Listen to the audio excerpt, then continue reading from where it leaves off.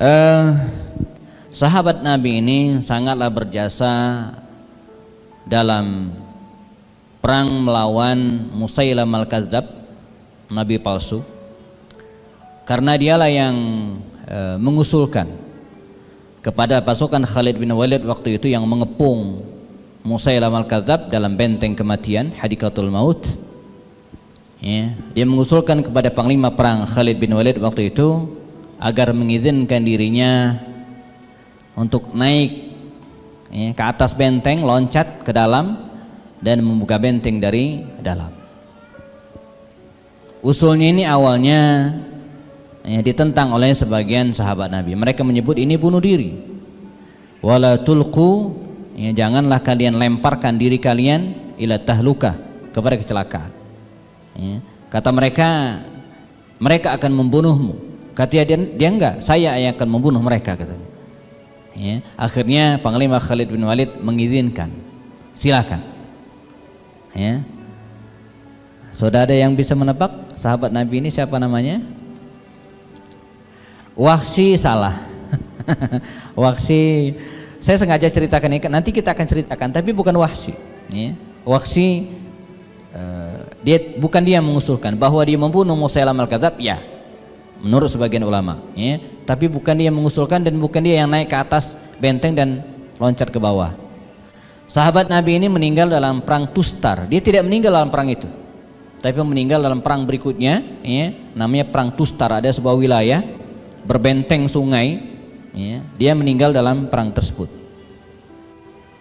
Rambutnya keribo, badannya hitam, legam, kecil gitu kan, terkenal. Abdullah bin Mas'ud kurang tepat. Kurang tepat. Ya, belakang. Luar biasa, Al-Barra bin Malik, tepat sekali ya. Silakan ambil hadiahnya. Sama-sama. Ini kalau setiap kajian asik juga kalau ada hadiahnya. Ya, soal yang nyiapin hadiah siapa nanti belakangannya, bisa voucher makan di warung makannya Pak Oto gitu kan, bisa jadi ya. Nanti bisa diatur lah ya. Baik, kita akan mulai kajian kita hari ini. Bismillahirrahmanirrahim. Sosok yang akan kita bahas hari ini jamaah, Wahsy bin Harb yang tadi disampaikan ya. Wahsy bin Harb. Beberapa penulis memberikan title judulnya sang pembunuh yang masuk surga, sang pembunuh yang bertaubat, dan julukan-julukan yang lainnya. Dan begitu faktanya ya. Dia pernah mengatakan ya, saya pernah membunuh khairun nas, orang yang paling baik. Maksudnya di antara orang yang baik. Khairun nas, qataltu khairun nas. Saya pernah membunuh orang yang paling baik. Dan setelah itu ya, dia membunuh syarrun nas, orang yang paling buruk, dengan tombak yang sama. Dengan tombak yang sama dia pernah membunuh orang yang dianggap paling baik ya, dari sekian banyak orang baik. Dan dengan tombak yang sama juga dia pernah membunuh orang yang paling buruk, yang betul-betul dibenci Islam pada waktu itu ya. Orang yang paling baik dimaksud adalah Hamzah bin Abdul Muttalib, paman Rasulullah yang syahid dalam perang Uhud. Dan orang yang paling buruk adalah Musailamah al-Kadzdzab, nabi palsu yang terbunuh ya, pada perang Yamamah di era pemerintahan Abu Bakar Siddiq radhiyallahu anhu ya. Nah, kita awali ya, dari siapa dia ini, yarahmatullah. Wahsy bin Harb ini tidak ada hubungan dengan Abu Sufyan bin Harb, nggak ada hubungan ya. Karena Abu Sufyan bin Harb itu keturunan Quraisy terkenal dari kabilah Bani Abdi Syams. Sementara Wahsy ini dari Habasyah, Ethiopia ya. Budak, hamba sahaya ya. Dia hamba sahaya milik Mut'am bin Adi atau Mut'im bin Adi. Ada mengeja namanya dengan Mut'am bin Adi, ada yang mengatakan Mut'im bin Adi ya. Salah satu suku kabilah terkenal ya, di Quraisy pada waktu itu. Dan dari sekian banyak ya, para budak waktu itu, masing-masing punya kemampuan yang berbeda-beda ya.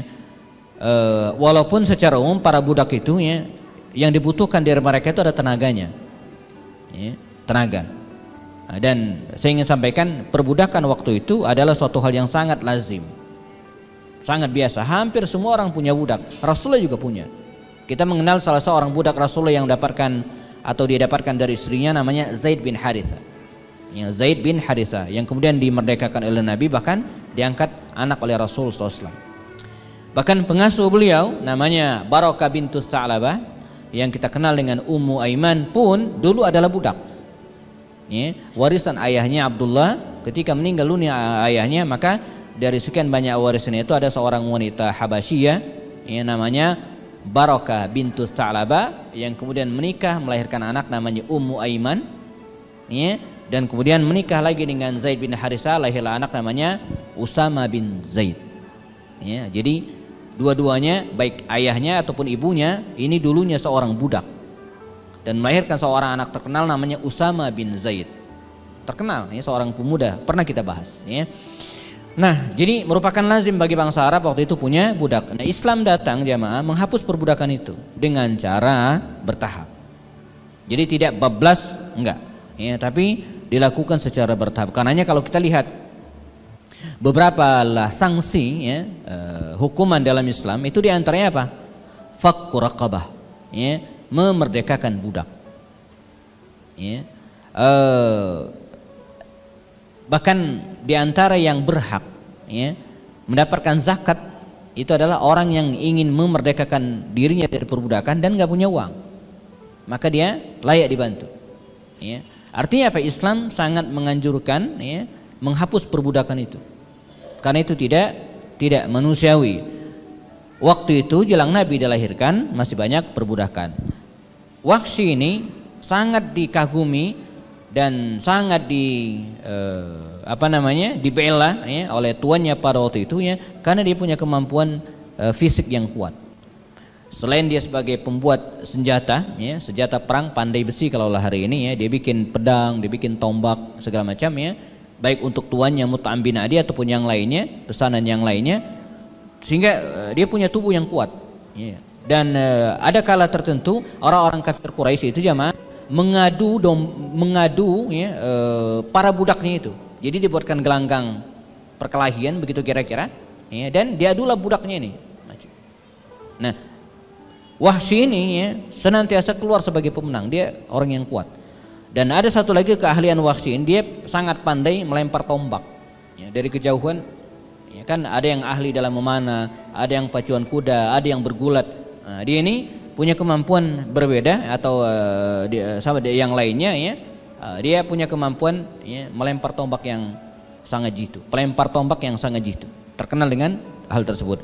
Nah, ini yang membedakan dengan yang lain, misalnya yang kita ingat, yang kita tahu terkenal sekali, Bilal bin Rabah. Bilal bin Rabah itu dikenal bukanlah orang yang seperti Wahsy yang punya fisik yang kuat dan jago berkelahi, enggak. Dia juga bukan seorang pelempar tombak yang tangguh, enggak.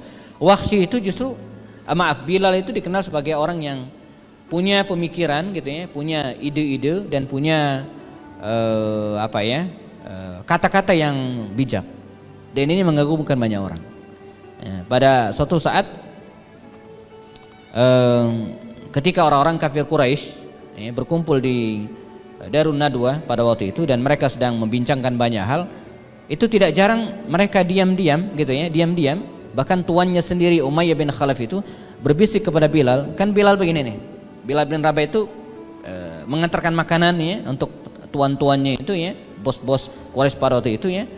Ketika mereka sedang berdiskusi apapun, ya, itu tidak jarang Umayyah itu memanggil Bilal itu, budaknya. Ya Bilal, engkau menyimak obrolan sesepuh dan tetua-tetua Quraisy ini. Ya, sami'tu, saya dengar. Gimana menurutmu? Dia nanya ke budaknya, gimana menurutmu? Dan dia pun memberikan solusi. Ya, tapi diam-diam dia ngobrol, gitu kan. Nah, setelah yang lain, ya, baru kemudian disampaikan. Seolah-olah Umayyah bin Khalaf yang punya ide, padahal budaknya ini, ya, Bilal bin Rabah tadi itu. Nah, jadi ada kemampuan yang berbeda antara, kalau Wahsy enggak. Wahsy itu dikenal sebagai fisik yang kuat. Satu lagi, anakumullah, dia punya ambisi yang sangat kuat untuk memerdekakan dirinya, karena dia budak. Ya, dia punya ambisi yang sangat kuat sehingga dia kerja keras mengumpulkan uang, mengumpulkan dana, ya, untuk memulai mewujudkan impiannya agar bisa merdeka. Ya. Dan yang sangat menyakitkan kemudian adalah ketika Rasulullah SAW diutus dan kemudian Orang-orang pun berbondong-bondong masuk Islam, ya, pelan-pelan, ya, sembunyi-sembunyi dan seterusnya, ya. Di antara yang masuk Islam itu adalah Bilal bin Rabah, temannya sendiri. Dan yang luar biasa lagi, Bilal bin Rabah itu, ya, setelah disiksa oleh tuannya Umayyah bin Khalaf dan belakangan dimerdekakan oleh Abu Bakar Siddiq. Ya.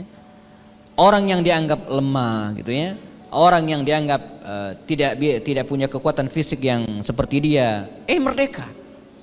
Ya. Sementara dia enggak. Ini yang kemudian membuat dia cemburu luar biasa dan ya, ambisinya ya, untuk memerdekakan diri itu terus bergelora. Sampai akhirnya, dan ini puncak ceritanya, alhamdulillah, ketika kaum muslimin hijrah ke Madinah, ya, dan Wahsy pun tetap dengan profesinya sebagai seorang budak, membuat senjata tajam untuk tuannya, bekerja rajin untuk tuannya, tidak ada yang lain. Ya. Walaupun dia pernah diajak oleh Bilal bin Rabah ya, untuk masuk Islam, ya, tapi dia tidak mau, ya, karena tidak ada untung baginya, gitu ya. Bagi dia tidak ada keuntungan, apalagi kalau kemudian dia lihat orang-orang yang disiksa oleh kafir Quraisy demikian luar biasa, dia tidak kuat, ya.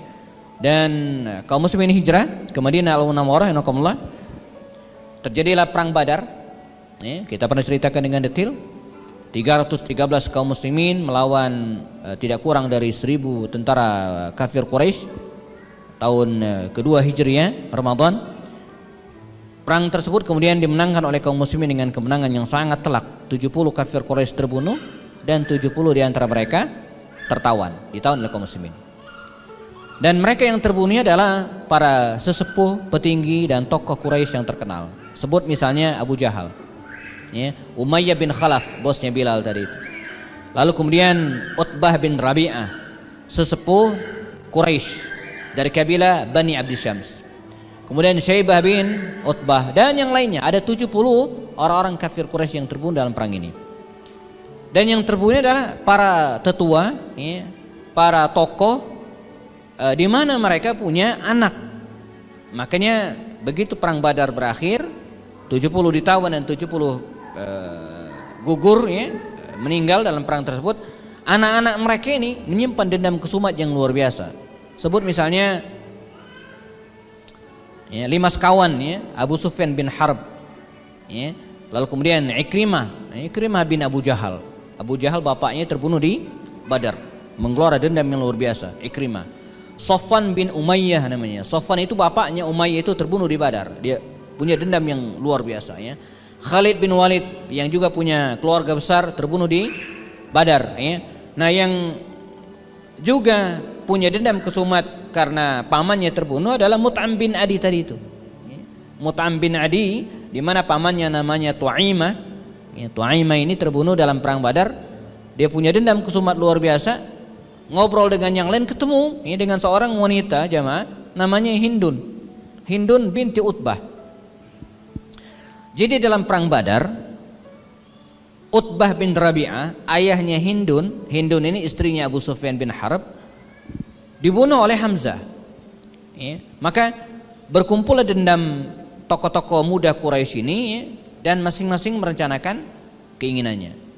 Singkatnya, mereka sepakat, ya, untuk membunuh Hamzah, ya, karena di tangan Hamzah ada puluhan orang yang terbunuh dalam perang Badar tersebut, tokoh-tokoh Quraisy, ya, misalnya Tu'aimah tadi, lalu kemudian Syaibah bin Rabi'ah, ya, Utbah bin Rabi'ah dan yang lainnya, ya, ada banyak orang terbunuh oleh di tangan jagoan singa Allah, ya, Asadullah wa Asadu Rasuluh, ya, singa Allah dan singa Rasulnya ini, ya.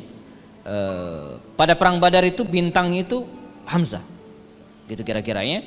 Nah, mereka sepakat untuk membunuh Hamzah ini. Lalu siapa eksekutornya, gitu kan?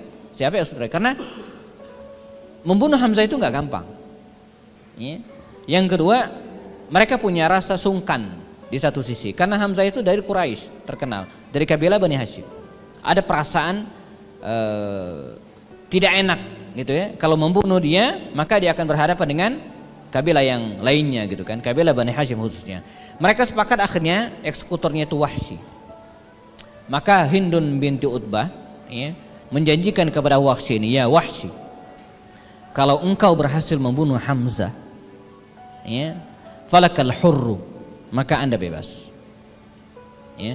Falakal hurru, wa jami' dan semua perhiasan yang saya pakai. Jadi ya Hindun binti Utbah ini menggunakan perhiasan, ada gelang, ada kalung dan seterusnya ya, kalung kaki ya. Kalau Anda berhasil membunuh Hamzah ya, yang telah membunuh bapak saya itu, katanya, maka falakal hurru, Anda bebas dari perbudakan. Sesuatu yang sangat diinginkan, diimpikan oleh Wahsy bin Harb ini. Maka singkat cerita, nakumullah, berangkatlah sekitar atau tidak kurang dari 3.000 kafir Quraisy, angka yang sangat besar ya. Dan ini dipimpin oleh tokoh-tokoh muda Quraisy pada waktu itu. Ada Abu Sufyan bin Harb, Ikrimah bin Abu Jahal, Amr bin As, Khalid bin Walid, Safwan bin Umayyah. Ini tokoh-tokoh Quraisy, anak-anak muda ya. Di mana ayah mereka banyak yang terbunuh di Badar sebelumnya. Mereka berangkat dari Makkah ya, menuju ke Madinah, ingin menggempur Madinah. Di Madinah, Nabi mendapatkan informasi lebih dulu dari mata-mata yang dikirimkan oleh Abbas bin Abdul Muttalib ya, paman Rasul yang stay di Makkah ya. Singkat cerita, ketemulah dua pasukan ini di luar Madinah yang kita kenal dengan Medan Uhud. Yang tadi jumlah kaum muslimin 1.000 orang, membelot 300 ya, diprovokasi oleh Abdullah bin Ubay bin Salul ya, al-munafiq ini tadi.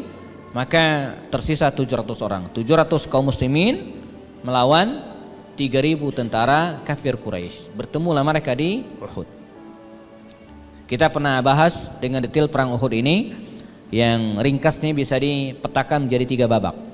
Babak pertama, kaum muslimin menang ya, dengan strategi Rasulullah, keikhlasan kaum muslimin, semangat mereka. Pada babak pertama mereka berhasil memukul mundur ya, pasukan Quraisy ini pelan-pelan, dan sebagian dari mereka sudah kocar-kacir, lari lintang pukang meninggalkan medan peperangan ya.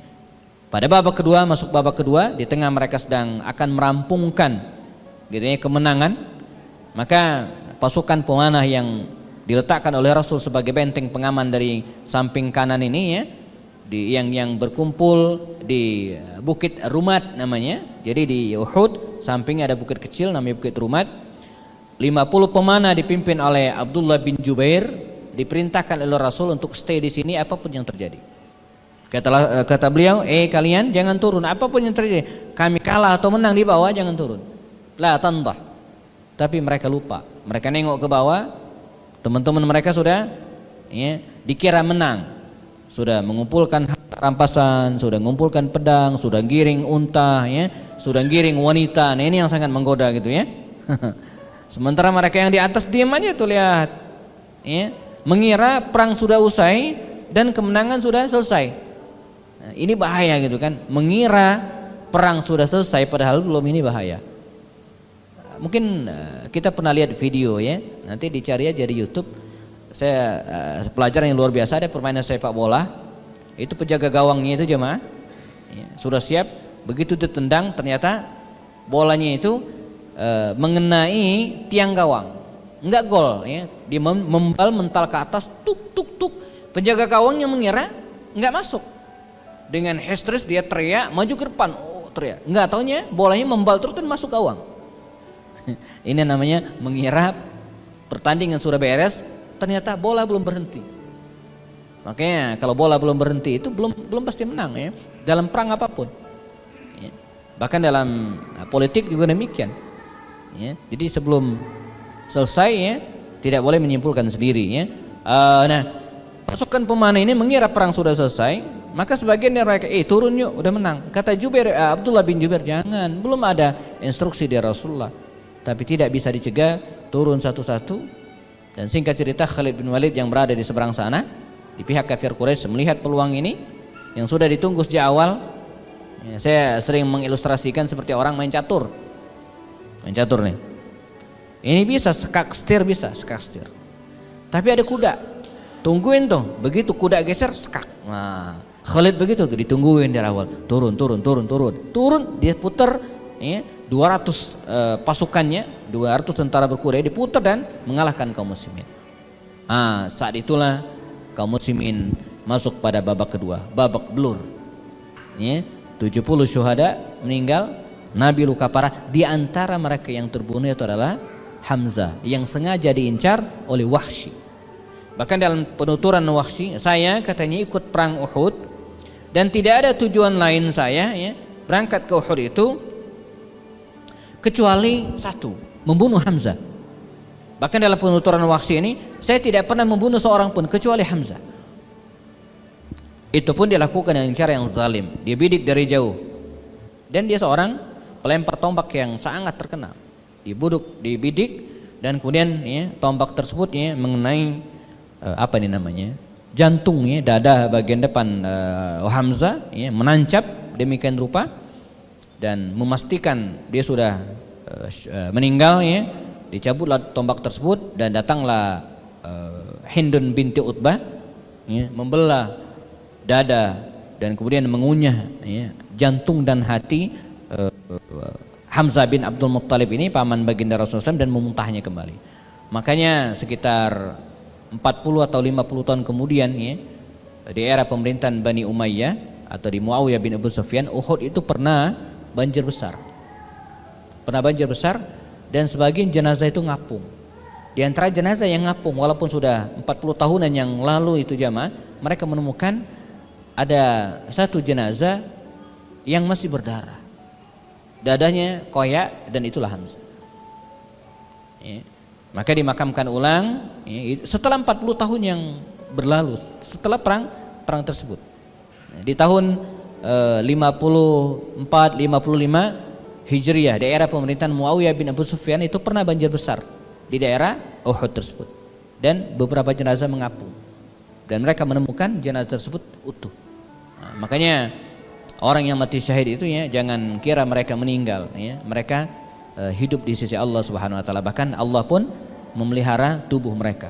Hari ini kita mendapatkan banyak kisah bagaimana sebagian dari para sahabat yang dimakamkan di daerah Syam ya, Suriah sedang bergejolak hari ini ya, akibat perang yang berkepanjangan ya, banyak diantara makam-makam para sahabat Nabi itu terbongkar ya, ada namanya sahabat Nabi Hujr bin Adi namanya, terbongkar makamnya kena bom dan seterusnya, begitu dibuka utuh, bahkan rambutnya pun tidak lepas, padahal sudah 1400 tahun yang lalu jenazah mereka utuh ya. Nah, Wahsy berhasil membunuh Hamzah. Dia pulang ya Allah ya, dan mendapatkan kebebasan sebagaimana yang diinginkan ya.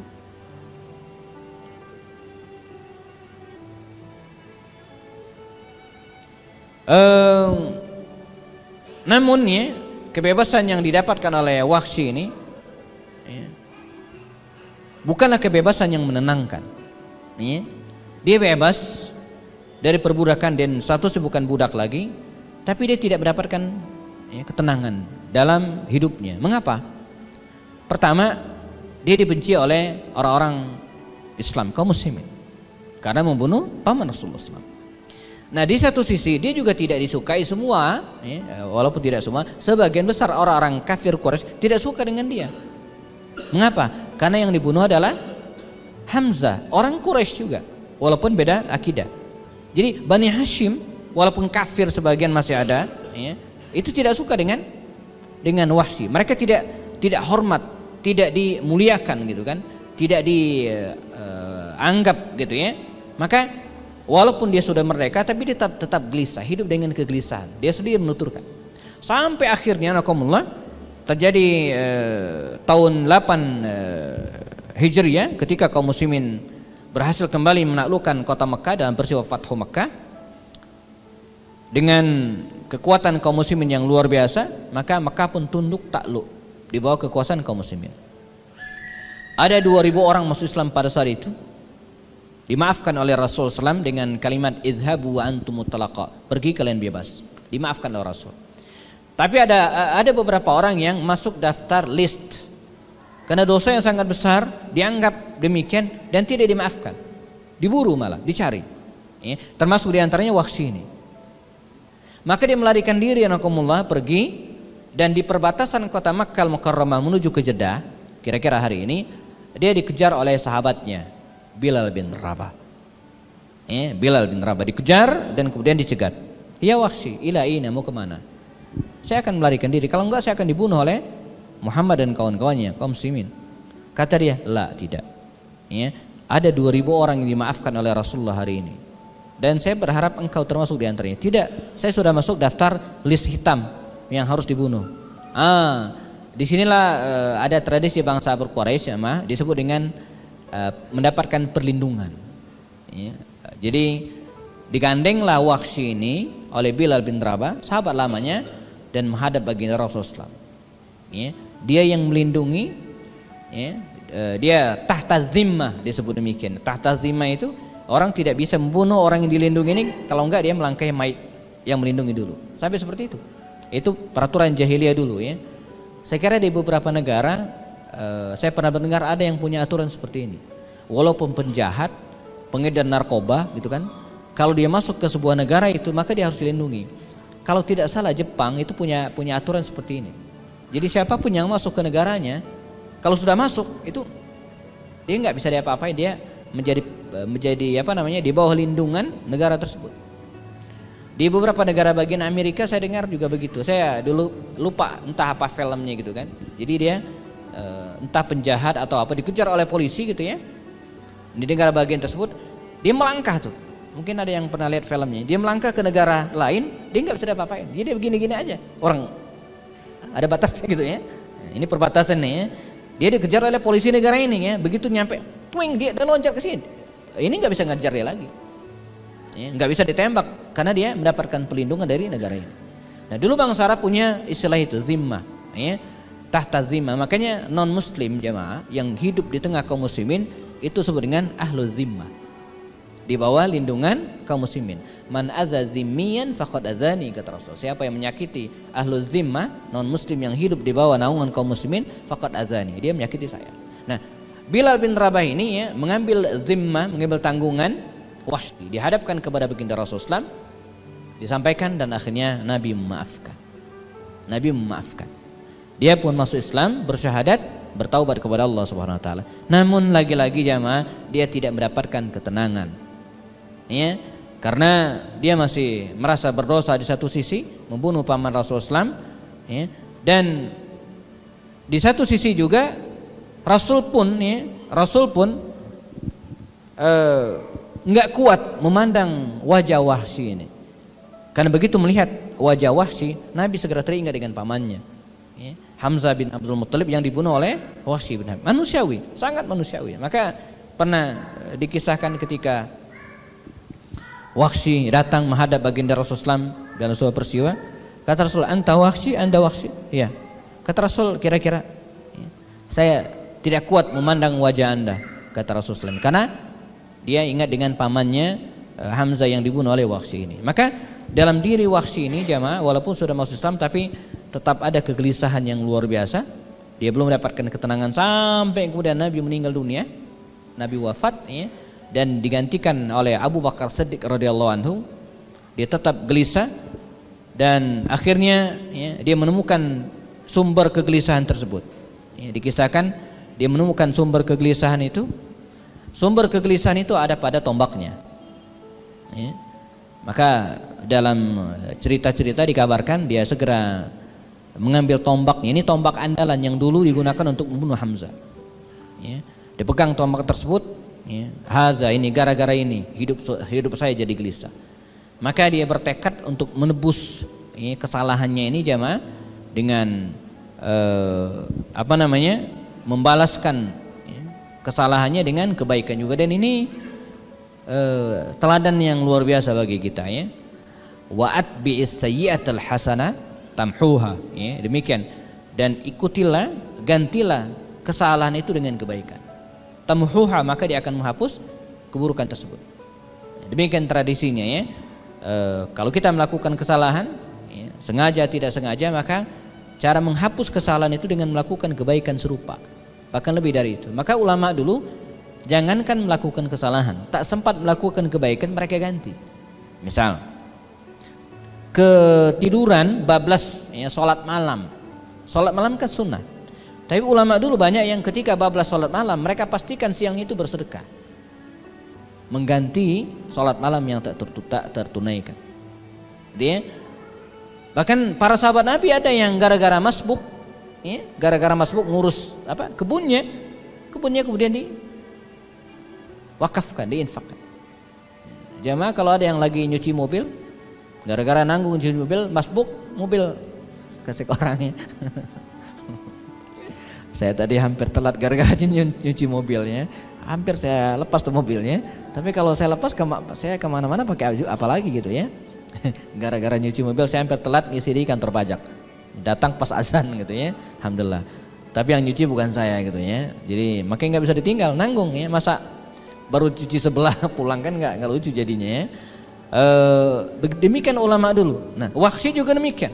Dia bertekad untuk menebus kesalahan tersebut dengan tombaknya.